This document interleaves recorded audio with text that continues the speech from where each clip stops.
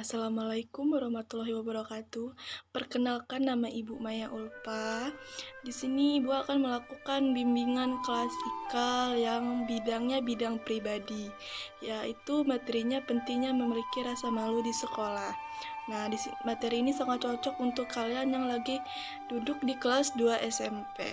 Baik, sebelum Ibu melanjutkan, Ibu meminta waktunya selama 45 menit untuk Ibu menyampaikan materi ini, dan untuk anak-anak semua mohon untuk diperhatikan ya, karena Ibu merasa nih ya cocok banget nih materi untuk kalian semua.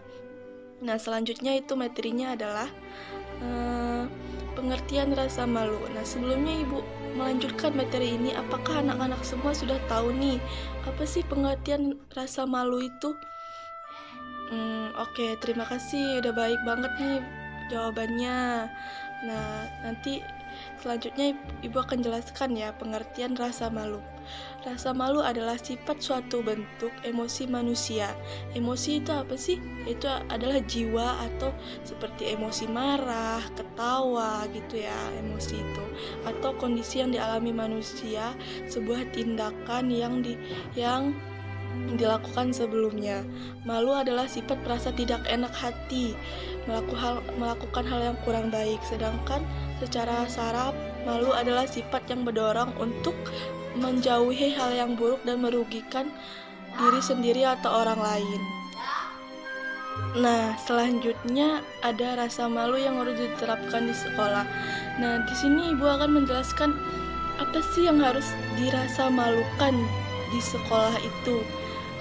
Di sini tuh rasa malu itu hal yang positif ya, bukan rasa malu hal yang negatif. Rasa malu itu sebenarnya ada dua, ada yang positif dan ada yang negatif. Di sini Ibu akan menjelaskan hal yang positif yang kita harus malu nih, yang kalau kita nggak ngelakuin ini di sekolah atau kita melakukan ini di sekolah. Yang pertama itu adalah malu datang terlambat ke sekolah. Nah, malu datang terlambat sekolah ini malu dong kalau kita datangnya telat, kita bisa dapat hukuman, atau kita merasa rugi karena kita telat datang, kena marah guru dan sebagainya. Terus malu tidak disiplin. Malu tidak disiplin ini anak-anak tahu nggak kayak mana malu tidak disiplin ini? Malu tidak disiplin itu seperti aturan di sekolah itu, Senin itu harus berpakaian rapi seperti memakai dasi, memakai ikat pinggang, kaos kaki yang warnanya sudah ditentukan dari Pak sekolah. Tentu di sekolah itu kayak gini juga kan. Nah, sedangkan siswa atau anak-anak nih nggak mengikuti peraturan tersebut. Nah, itu malu tidak disiplin. Nah, selanjutnya itu malu mencontek. Nah, biasanya nih kayak kalian nih ya, siapa yang di sini sering mencontek? Hayo ngaku. Nah, di sini nih malu mencontek itu sebenarnya tidak baik ya. Makanya kita harus malu untuk tidak mencontek. Karena malu mencontek ini sebenarnya nggak baik untuk diri kita dan untuk teman kita. Malu mencontek, terus malu tidak membuat PR. Malu tidak membuat PR ini seperti ya kita bisa kena hukuman ataupun apa oleh guru, karena membuat PR itu suatu kewajiban kalian sebagai mahasiswi dan mahasiswa, karena tujuan kamu sekolah ini untuk apa? Untuk belajar kan? Nah, sedangkan PR itu adalah suatu kewajiban kalian yang harus dilaksanakan. Dan yang selanjutnya itu malu berbohong. Malu berbohong ini misalnya kalian datang terlambat, terus kalian ngomongnya, iya bu, tadi motor saya pecah ban, tadi angkotnya macet. Nah, sebenarnya itu tidak ada ya, karena kamu orang untuk menutupi kesalahan kamu orang, jadi kamu orang berbohong, padahal kamu orang bangunnya kesiangan atau sengaja untuk ditelat-telatkan, seperti itu. Dan selanjutnya malu tidak ikut upacara. Malu untuk ikut tidak upacara ini sebenarnya apa susahnya kita untuk mengikuti upacara, karena sebenarnya kita ini kalian sebagai pelajar harus menghormati setiap perjuangan para pahlawan kita yang telah memperjuangkan kemerdekaan Indonesia. Kalian cuma untuk ikut upacara aja susah. Itu sebenarnya kalau tidak ikut itu kita menjadi malu, kita tidak menghormati pahlawan kita. Oke, yang selanjutnya yaitu ada manfaat memiliki rasa malu. Nah, manfaat memiliki rasa malu ini sepertinya kalian bakal dapat banget nih. Oh, jadi saya malu kalau tidak mengikuti ini. Yaitu dapat berpikir dahulu sebelum bertindak. Dapat berpikir sebelum bertindak ini seperti kalian kalau kalian mau ngelakuin,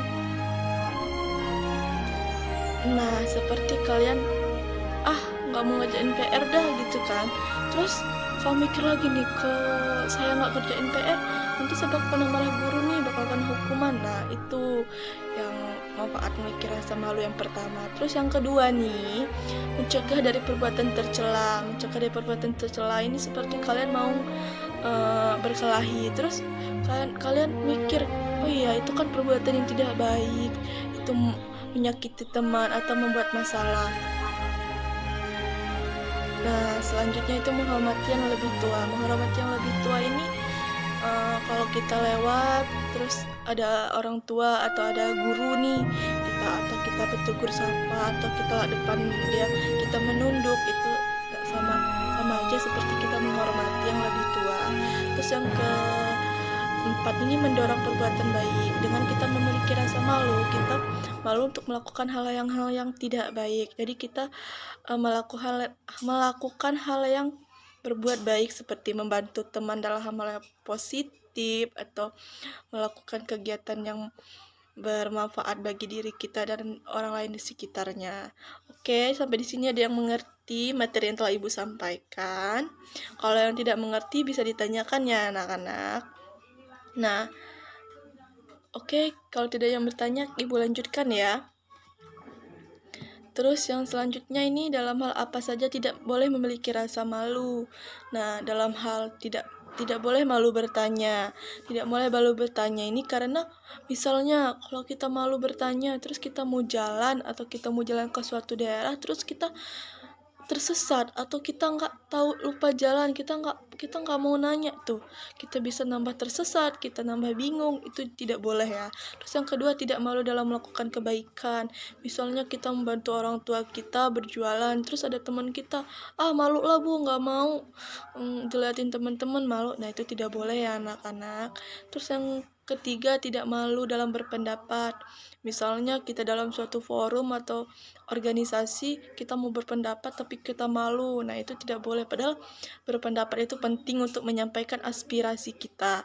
Terus yang keempat, tidak malu mengakui kesalahan.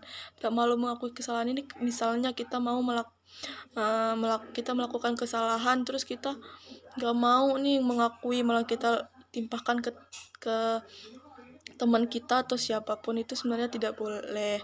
Nah, sampai di sini ada yang mau bertanya? Karena ini udah materi terakhir nih kayaknya. Gimana? Bagus nggak materi Ibu? Nggak ada ya yang mau bertanya? Ada yang bisa memberikan contoh nggak? Oh, contoh. Oke, itu contoh yang sangat baik ya. Itu suatu contoh yang kalian temukan di kehidupan sehari-hari. Nah, sebelum Ibu tutup, Ibu ingin menyampaikan kesimpulan dari materi ini. Kesimpulannya ialah memiliki rasa malu tidak hanya dalam hal yang negatif, tetapi dalam hal positif bisa diterapkan. Dan baik, karena materi kita sudah habis, Ibu akhiri. Semoga kita bisa bertemu lagi di materi selanjutnya dan pada lain waktu. Ibu ucapkan terima kasih kepada kalian semua yang telah mengikuti dan berpartisipasi dalam materi ini. Ibu akhiri, wassalamualaikum warahmatullahi wabarakatuh.